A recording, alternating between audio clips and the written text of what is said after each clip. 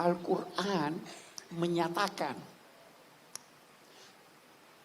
walaula daf'ullahi nas ba'duhum bi ba'din lahuddimat sawami' wa bi'un wa salawatun wa masajid yuzkaru fiha ismullahi katsiran. Kalau Tuhan tidak mengizinkan sekelompok orang yang teraniaya untuk membela diri, maka akan dirubuhkan masjid-masjid, biara-biara, gereja-gereja, sinagog-sinagog, di mana di tempat-tempat itu nama Tuhan disebut. Kita bertemu pada ketuhanan yang Maha Esa. Jadi harus dijaga itu, harus dipelihara itu. Sewaktu rombongan ini pulang, diskusi menyangkut akidah tidak ketemu. Ya kan?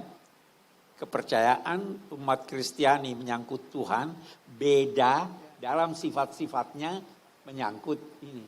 Tapi itu tidak menghalangi Nabi menulis perjanjian. Menjanjikan bahwa kalian akan saya bela sebagaimana saya membela keluarga dekat saya.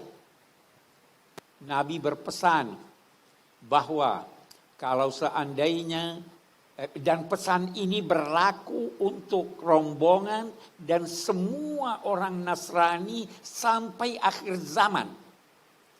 Di teksnya itu, bisa dilihat di Google. Teksnya itu berkata apa?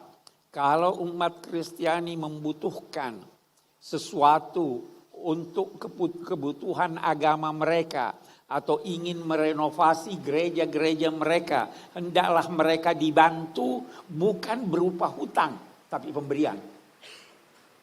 Ada itu. Kalau seandainya ada seorang Muslim yang ingin menikahi seorang wanita Nasrania, maka dia boleh menikahinya dengan syarat tidak memaksanya dan dengan syarat harus seizin keluarganya. Dan kalau dia telah menikah, maka tidak boleh diganggu gugat ajaran agamanya. Dia dipersilahkan untuk melaksanakan ajaran agamanya. Itu yang diajarkan Nabi. Sampai akhir zaman, Bi. Sampai akhir zaman, sampai sekarang dan yang akan datang. Abi membawa itu teksnya tadi, lihat. Ada bawa teksnya. Ya. Perjanjian. Ini naskah janji Rasulullah Muhammad SAW dengan penganut agama Kristen.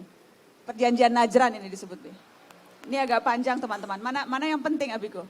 Yang penting ini tadi sebagian. Ya. Buat para penganut agama Nasrani, bila mereka memerlukan sesuatu untuk perbaikan tempat ibadah mereka atau satu kepentingan mereka dan agama mereka, bila mereka membutuhkan bantuan dari kaum muslimin, maka hendaklah mereka dibantu dan bantuan itu bukan merupakan hutang yang dibebankan kepada mereka, tetapi dukungan kepada mereka dan anugerah dari Allah dan Rasulnya buat mereka.